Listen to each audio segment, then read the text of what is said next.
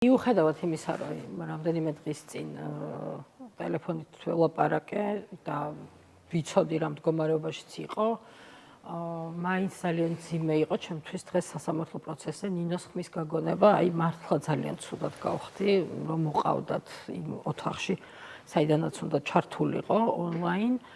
და ნუ აქაც ახლა კადრებშიც ხედავთ რა დღეშია, რომ გამოვიდა ჩასახუტებლად, აი ჩასახუტებლად რომ მივედი, თხოვა რომ არ ჩამეხუტო, იმიტომ რომ ძალიან ტკივაო, მართლა წარმოუდგენელი ტკივილები გადაიტანა და ჯერ კიდე გადააქვს ამ ადამიანს. და რაც ყველაზე მთავარია, აი ეს კისრის პრობლემა, რომელიც ძალიან გაურთულდა და რომელიც აღმოჩნდა, რომ პირველი საოპერაციო კისერია. ეს პრობლემა საერთოდ არ ქონდა ნინოს მაშინ, როდესაც საპატიმროში შევიდა. ნინოს ქონდა ხერხემლის პრობლემა, თუმცა ასეთ მწვავედ არა. ესეც გაუწავდა. ხო, აი ძვლების დაშლა აქვს დაწყებული. და ალბათ მოუწევს რაღაც მეტალის თუ არ ვიცი ხა ეს დეტალები მე ექიმი არ ვარ და ამიტომ ამაზე ვერ ვილაპარაკებ ესე არ ვარ კომპეტენტური. ორი ქირურგიული ორი ოპერაცია ჭირდება, პირველი ჭირდება კისერზე და ეს კისრის პრობლემა ციხეში დაეწყო და მეორე ოპერაცია ჭირდება ხერხემალზე. აი სულ მრჩება განცდა და საერთოდ როგორ უნდა შევაფასოთ ის რაც დღეს მოხდა. როგორც დააკავეს ნინო და ეს 4 თვე. ანუ მე მრჩება განცდა და ეს ვუთხარი კიდევაც ჩვენს მაყურებელს, რომ ეს იყო რაღაცა შურისძიება ნინოზე, რომელიც შესრულდა პრინციპში და შემდეგ ამოწურა საკუთარი თავი, აი ამ წამებასთან გათანაბრებულმა ქცევამ და შემდეგ უკვე ნინო გამოუშვეს. აი ალბათ ძალიან მნიშვნელოვანია, რომ ვუთხრათ მაყურებელს რა უძღოდა წინ ამ ყველაფერს და რაღაცნაირად როგორც ჩანს პროპაგანდას უნდა, რომ გაასაღოს ერთგვარ ტოლერანტობად დღევანდელი აი ეს გადაწყვეტილება, თუმცა ამას წინ უძღოდა პრაქტიკულად ვერც დაიტოვებდნენ ნინო დათაშვილს. უკვე ძალიან რისკის შემცველი იყო. აი ეს მინდა კიდევ ერთხელ ვუთხრათ მაყურებელს. ხო.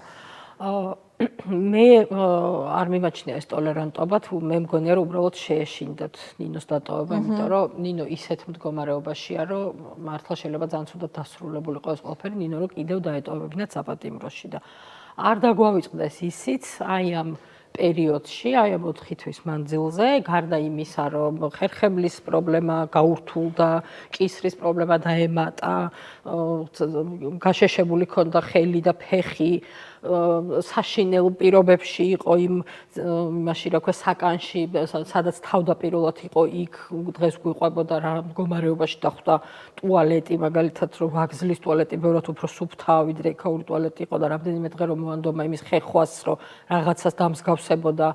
ნუ აღარ ვლაპარაკობ იქ ანტისანიტარიაზე თვითონ საკანში.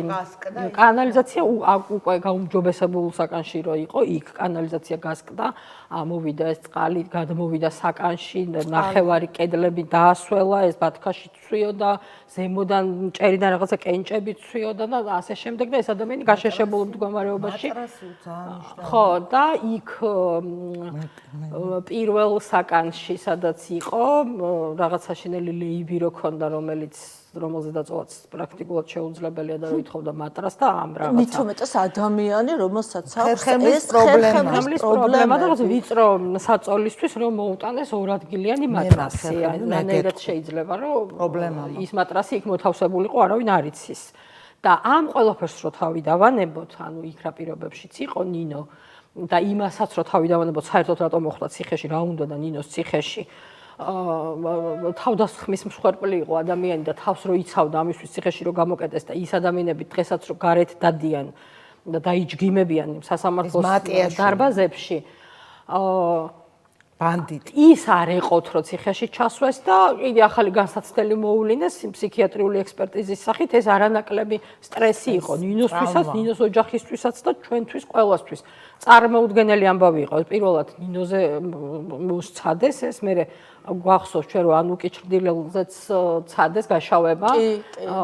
არ გამოუვიდათ, მაგრამ ცადეს და ეს რაღაცა საბჭოური მეთოდი, რომელიც შემოაბრუნეს. შამანაურის ისტორია გააცოცხლეს ექსპერტიზას მინატარებდა, ეგ კიდე ცალკე ამბავი იყო. ყველანაირი ისტორიის გაცოცხლებას, იმიტომ რომ იქ და აი ერთი რაღაცა მინდა ვთქვა 37 წელია და საბჭო, მაგრამ აი ყველა ფორმით შინაარსით აბსოლუტურად ყველანაირად გააცოცხლეს ის ისტორიები, რომელიც და ერთ-ერთ სასამართლოზე, როდესაც აი ეს ამბავი უკვე დაწყებული იყო, ნინოს ფსიქიატრიული ექსპერტიზის ჩატარების ამბავი და ჩვენ აქ გარეთ ვიყავით ერთ ამბავში და ვცდილობდით, რომ რაც შეიძლება ბევრი ადამიანისთვის გაგვეგებინებინა ეს, ამ დროს დაემთხვა ერთ-ერთი სასამართლო პროცესი. და ნინოს ადვოკატმა მითხრა ეს, ანუ იქ ამ ყველაფერს წინ ხო ის უძღოდა, რომ ემოციური ლაბილობა რო ეწერა იმ სამედიცინო ფურცელზე, ამის საფუძველზე გადაწყვიტეს ამ ექსპერტიზის ჩატარება.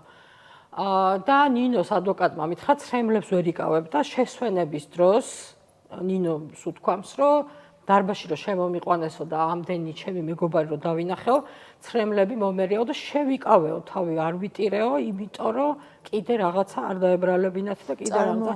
ამაზე პასუხი ვინ უნდა აგოს, ძალიან მაინტერესებს. ადამიანი, რომელსაც თავისი მეგობრების დანახვაზე ცრემლები მოერია, თავი შეიკავა, იმიტომ რომ იმათ რა ქვია, ფსიქიატრიულ პაციენტად არ შეერაცხათ და კიდე რაღაცა ისინი რა ქვია, ექსპერტიზები არ ეტარებინათ. ლიკა,